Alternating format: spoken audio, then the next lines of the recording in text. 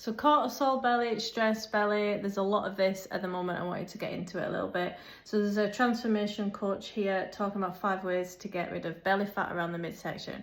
Now, it is to do with your hormones, where you store your fat. So females tend to store fat in a lot safer location, the thighs, the glute area, versus men, because the testosterone, tend to have it here around the chest and midsection.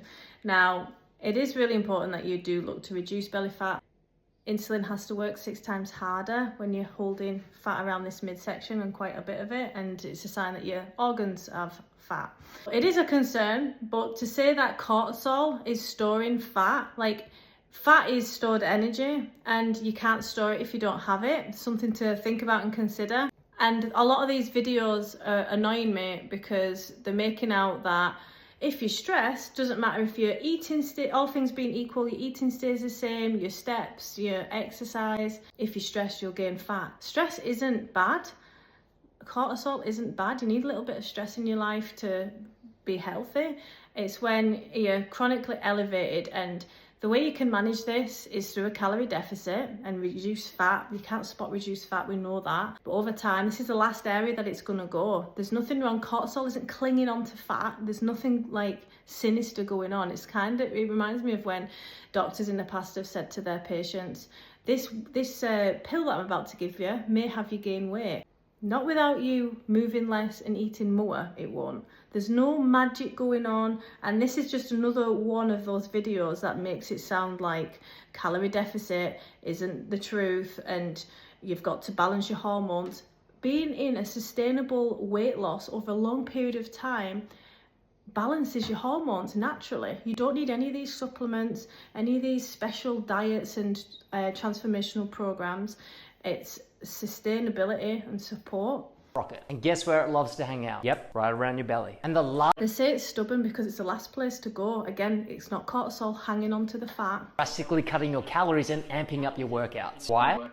So what he's talking about here is if you drastically lower your calories and up your exercise, you can't stick to your calories. You're going to overeat, and that's what's having you gain fat or holding on to cortisol belly. Whether it be So I do agree with that.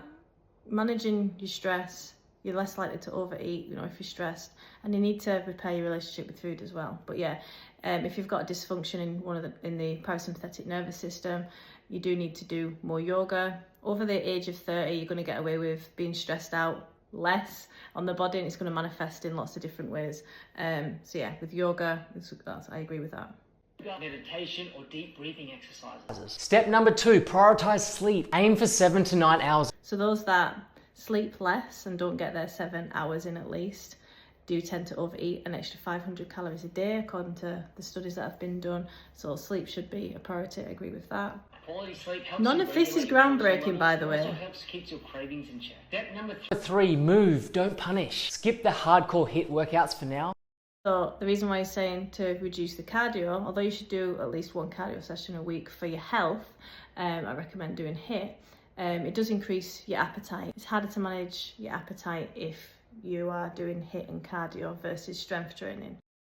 And just opt for gentle movements like walking 20 minutes a day. Step number 4, eat smart. Focus on whole, nutrient-rich foods that nourish your body. Think veggies, lean proteins, and more food keeps your cortisol levels in check. That's more shite that he's talking. There's no food that stresses you out. regulate your nervous system so it feels calm and safe. And I agree with number 5, regulating your nervous free training system. on this, and if you want to check But it out, and there you go, he's selling something. He's selling a specialist guide. I mean, I could easily do that, and like menopause guide and like a special program to manage your stress as a yoga teacher as well. I could definitely jump on that bandwagon. But I actually have morals that I stick by, and I like to teach my clients to be able to spot these trends so they don't waste the money, and they're educated so they're not falling for these, wasting time as well. That's what DigiCoach is all about, giving you the education and the skills to know, like to never fall for a quick fix or like a specialized program that you don't need. But yeah, comment below if you've ever fell for one of these, because I certainly have.